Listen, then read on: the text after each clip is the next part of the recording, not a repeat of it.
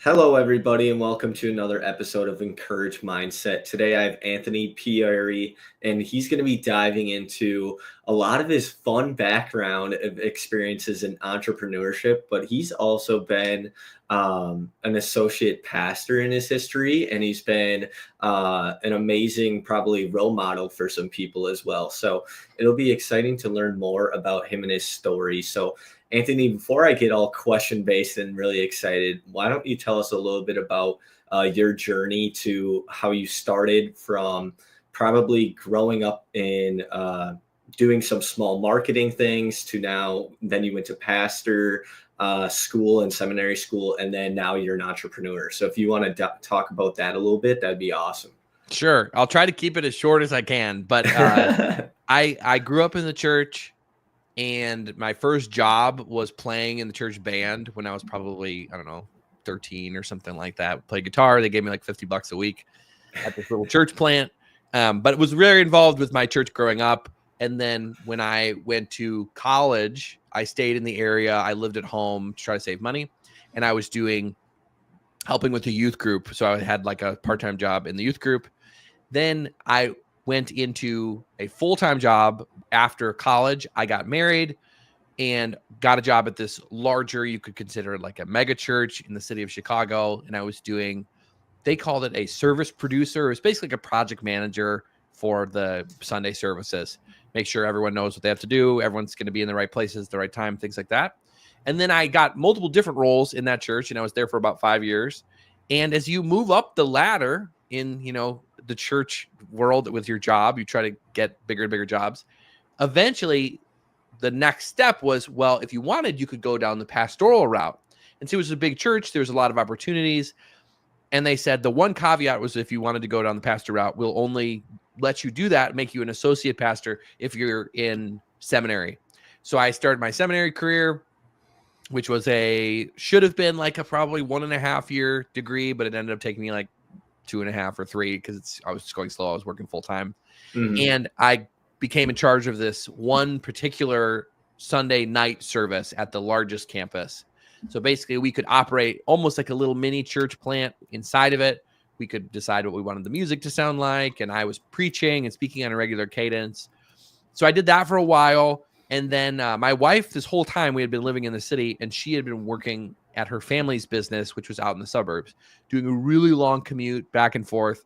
And so she was like, this is really a lot, and I don't know how much I can do this. And so she had been doing it for almost 5 years. So I was like, I could get another job at another church. So I actually went back to my home church where I grew up at and took a job there. And the goal is going to be to launch one of their new campuses. And I would be the campus pastor. So it'd be like a step up promotion. But the moment I get there, it's 2020, COVID starts. Oh, no. All new campus plans are scrapped, and we just have to see if we can even keep the current campuses open, right? Everyone was not able to come to church and stuff, all the lockdowns and things like that. And then I'm doing different stuff there. And eventually, I've been working in churches now for like maybe 11 or 12 years. And I was like, I just kind of need a break. And this was like COVID, so everything was a little weird. So I'm like, I just want to pivot. And so a former boss at the previous church connected me with this agency that did stuff for tech companies. So it was basically like product management, product design, product engineering. And he connected me with them. I joined in like a entry-level sales role to help try to find them new clients. They're actually based in Wisconsin, which is where you're based as well. Absolutely, yeah. They're in Green Bay. And so the funniest thing was you don't really make any money in churches, which is probably a good thing. But my salary after 11 years of promotions was lower than my salary as an entry-level salesperson in the tech industry. So it was still a raise to go from this thing that was like had taken me a master's degree to get to like this job that they literally give to kids right out of high school, sometimes with no high school degree, right? So I was doing cold calls, I'm doing cold email and stuff like that. But in that company, I got my understanding of the tech industry and met my current co-founder of the company that we operate now. We met, and basically we had some insights about how a lot of it came from when I was trying to find people to work with us. I was hired on in a very like experimental role. It was like, we don't know if we could make this sales thing work. All their clients had come through the founders network.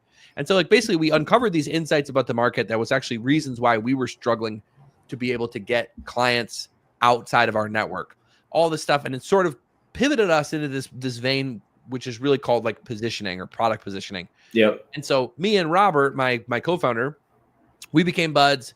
We sort of developed very similar ideas and thoughts. And the founder of the company said, well, why don't we try to make like a repeatable service that we could sell rather than doing all these big, long custom engagements? Maybe we could find some sort of repeatable thing that we would sell. So we stumbled into this product positioning world. We started posting on LinkedIn, and all of a sudden we were getting all this demand. People really wanted to work with us. And so eventually we had gone really far off from what the agency actually normally did. Like they normally doing engineering, software development, stuff like that. This was like this like fringe marketing, really niche thing. And it didn't really fit with the rest of the company. And so people would come to us, be looking for the home company, and they'd be like, I'm confused. I thought you guys did this positioning thing, or vice versa, right? They'd go to the home company and be like, what is this like marketing stuff you guys are doing? So eventually we were like, maybe it makes sense for us to just spin off. And so thankfully we were able to spin off in a good cordial way. The founders, we still talk to the founders at the home agency, but that's how we started our current company, which is called Fletch. And we basically are a marketing consulting company for startups. We help them with this very niche field of product positioning and get to work with a lot of cool startups. And that's kind of how it all rolled out. And that was what, 5 minutes, just shorter maybe than times in past. No, that's perfect. I remember coming to you when I worked for My Talent Planner, which was a startup in Green Bay. And I went and saw you speak at, I can't remember the event name, but it was through the Chamber of Commerce. So that's how we got to connect, which is really exciting. But you know what's really cool is you went through this journey of being like really involved in the church. And as you read scripture, you see that Jesus was a social entrepreneur. So somebody who uses their resources to solve, a social problem. And it sounds like today, fast forward to what you said post-COVID, and now you're, this founder of Fletch, co-founder of Fletch. And it sounds like you're also part of that social entrepreneurship, trying to create problems that are already there, but you're solving them. So talk to me a little bit more about maybe a fun story you've had of a fun startup you've worked with that was really exciting and creating a positive change for them going forward. Yeah. I mean, there's so many, right? And to your point, right? Like it is really funny. Like so much of what you do when you're prepping for a sermon, let's say, you have to read all these really ancient documents that are the Bible. You have to read commentaries, which are really confusing and, academic.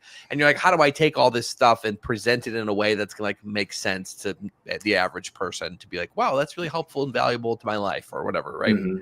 And it's so funny where it's like the same underlying task we're doing today, which is we're helping these startups that usually have very complex technical products, and they have found some way to help the world, but they can't really explain it. It's too complicated in how they're presenting it. And so it's like the same skill set where it's like we sort through all the different aspects of what's making it hard for them to explain it. And we find just like the main core insight that's like, oh, this is the thing you should say. And then people will just get it immediately. So it's really funny. Like you never would think the pastor skill would translate to like product marketing, which would be the discipline. But it really does. Like it has a lot of the same thing. You're weeding through lots of confusing technical documents, being like, how am I going to make a message out of this that's going to resonate with just a regular person who's not going to, spend all this time studying it. But yeah, we work with lots of cool companies. A lot of times the advice we give them, it's like stuff that they already know, but they need an external source to like help them make the decision. And so most people come to us and they're like, we don't know which way to go. We could be going after these 5 different groups of customers. We've been trying to go after them all at once. We can't really get penetration in any of them. And then we basically say like, well, let's talk through those segments. What do we think is going to be the most valuable and who's going to like you the most? And so we were working with one company that was building basically like chat bots for lots of different industries. Like insurance companies would use these chat bots to chat with the people who are applying for insurance or whatever, but also like a bunch of different industries. And we went through this whole process with them. And eventually we realized kind of collectively, the bulk of your best customers are all in insurance. So what if you just publicly said, we're mainly for insurance companies? And so they made the decision, which was really fun. A lot of times people will be too scared and don't make the decision. But then they pivoted, and then they said that they saw the revenue like went up like 50% or something. They started landing all these deals because their message was so much stronger when they'd reach out to an insurance company and say, hey, we built this chatbot exactly for you. We understand the insurance industry. We're not like this all-purpose tool. So they started landing deals like a lot faster. And obviously, we don't claim credit for like that type of stuff. Like, oh, you know, we're the reason. Because it's like there's so many factors that go into whether a company grows or doesn't grow. But in general, that was like a cool recent win of a company that worked with us. That's awesome, Anthony. So talk to me a little bit about growth as a person, because if I look today, your LinkedIn is now at like 66,000 followers and everything, but obviously it probably didn't start there. So what's something that you had to do to really grow yourself as a personal brand, but also tie that in with your company? Yeah. So on the side, I've always loved trying to build audiences on online platforms. And a lot of the times it's because me and my friends have always done musical projects. We've had bands that we were in, and really you have to grow an audience to get anyone to listen to it. So like back in the day, it was MySpace, and you would try to get a big following on MySpace to listen to it. And then, you know, it would be things like YouTube and different platforms over the years. So I've always had like I want to see if I can figure out if I could crack this channel and make a lot of people interested. And what I realized when I started messing around on LinkedIn is the competition on LinkedIn for content is so low. Like all the content on LinkedIn is so boring and cringe and lame and like stuff that it's like, who would read this? Who would care? So the bar is so low where like if you go on Instagram, I went on Instagram once and I saw someone was drawing a photorealistic picture of a bridge, but they were doing it with a typewriter and they were going line by line with using the letters to create. And it was like, it looked like it was a photo. And I'm like, this is the type of content on Instagram. And then you open LinkedIn and it's like someone like a really close selfie video. And they're like, here's what, you know, going to South Carolina taught me about, I don't know, like some ridiculous thing. This is what it taught me about sales. And they're so cringe. So it was like, if you just put in like, and this was like 3 years ago, I think it's gotten a little better, but like 3 years ago, if you just put in a tiny amount of effort, you would start growing an audience like very quick. And so me and my co-founder, it was a lot of experimenting, trying different things. If you go back and look at our earlier posts, they're kind of all over the map. They look one way. We're talking about all different topics, but it's really like honing in, finding a specific niche to speak to, and then finding ways to represent the content in a way that the people in that niche would really care about. And so for us, it's like primarily visual images, like diagrams, infographics, things like that. But there's other creators who use different formats, right? They find niches. They do really well on the short form video for LinkedIn. Other people are doing those carousels. Some people just do text only. So I think it's less about the format and just finding something that works for the specific audience. Yeah, no, I totally agree. And I find all of the stuff there some people are posting nowadays just absolutely mind-blowing sometimes. It's crazy. I mean, like you said, there's people with Rubik's cubes creating art now. There's people taking NBA jerseys or NFL jerseys and drawing the player on the jerseys, like just so cool, just crazy, insane. Yeah. So, was there something in yourself? I know you said when you grew up, you were just always in the church. Did you have a passion for that, or is that something that you just kind of acquired because your family always did it? It's probably the second more than the first. I think my personality, I'm wired in such a way that I love to build new things and see them grow, whether it's a band, whether it's the business, whether it's the church congregation. And so I think really if you had picked me up and dropped me in a different scenario, like a different family, I think it would have been whatever we were doing. I would have found a way, you know, there's probably some alternate universe where I was like, I don't know, doing something student council or something, you know, at schools. I don't know. I just have found it doesn't even really matter the medium. I'm just wired that I'm like, I love getting into these more ambiguous spots and trying to navigate the ambiguity, figure out a way to make something grow. And so it's really, I think church was just like, we had been in the church for so long. It was like a natural path. I didn't really know what I wanted to do as a career anyways. And so I'd already just kind of fallen into that. I'd been very involved in the youth group in high school. And then it was like a sort of natural transition. And then I just kept going down the next step to the next step. Do you have like a favorite chapter or verse or something like that that always stuck with you and probably continues to while you're an entrepreneur? That's a good question. I mean, I don't know. I've read the Bible cover to cover like multiple times, but I never was one of the people who was like, oh, here's my life verse and stuff like that. And, maybe that was just some strength as a pastor, but I don't know. I really, there's books of the Bible that I really like I just enjoy. And things here and there will jump out of like things that apply, but no, probably not nothing that like really sticks out. It's like, oh, this was my life verse or Yeah. this character. Have you seen the show The Chosen at all yet? No, I mean, my sister loves it. She watched Okay. it. She said it was great. It's been on my list. I have not watched it though. I mean, I've been flying through it, so now I'm waiting for the new release coming up in the Nice. next few weeks. But it's an impressive watch. But obviously, they tell you to still be in tune and read the Bible, which For is sure. obviously the most important part of it. But obviously, there's a lot of things that can distract us in this world. Like we said, social media. There's a lot of probably more negative outlets than positive outlets these days.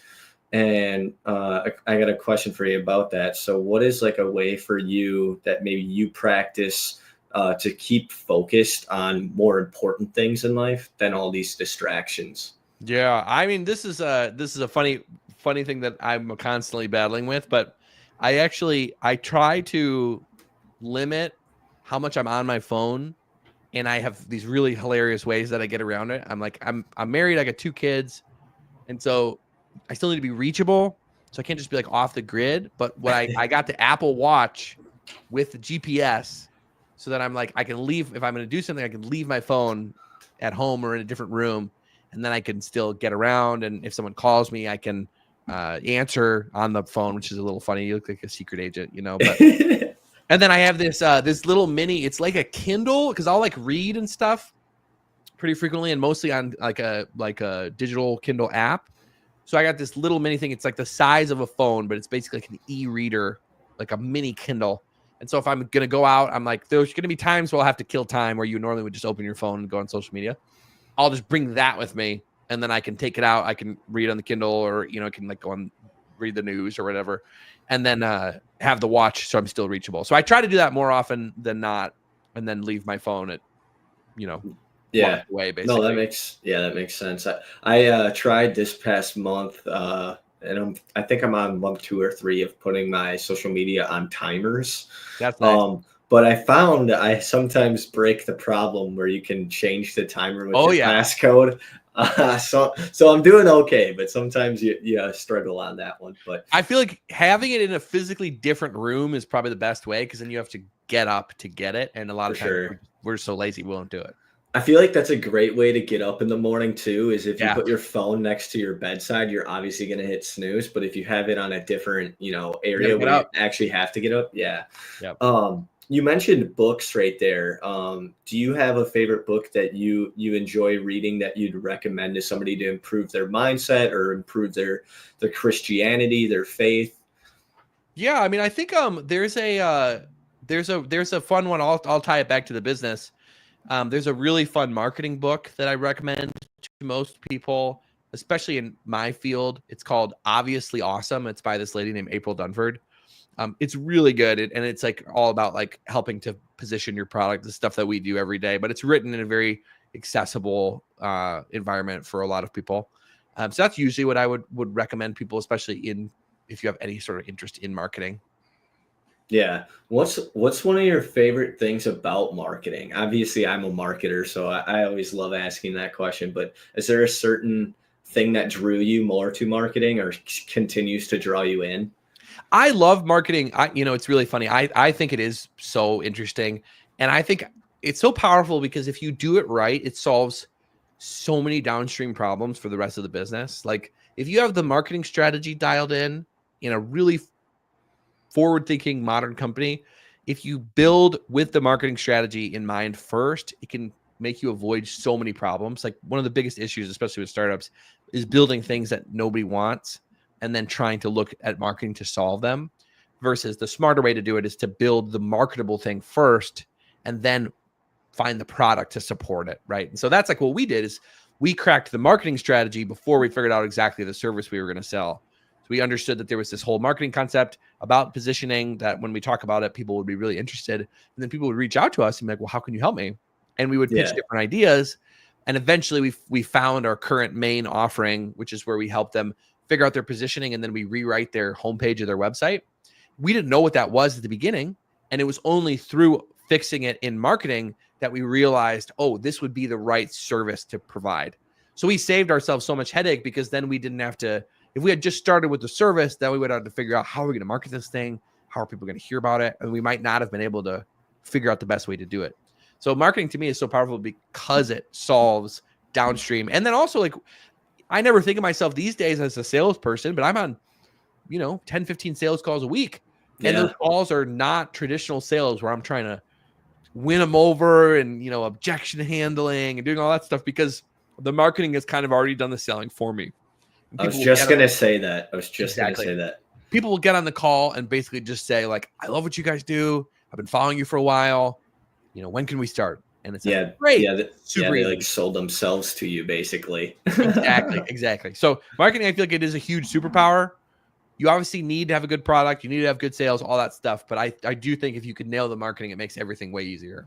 Yeah, for sure. So I think, are you more excited for all these AI businesses to start coming up because they're going to be, like you said, a startup probably needing this positioning statement for sure. Oh yeah.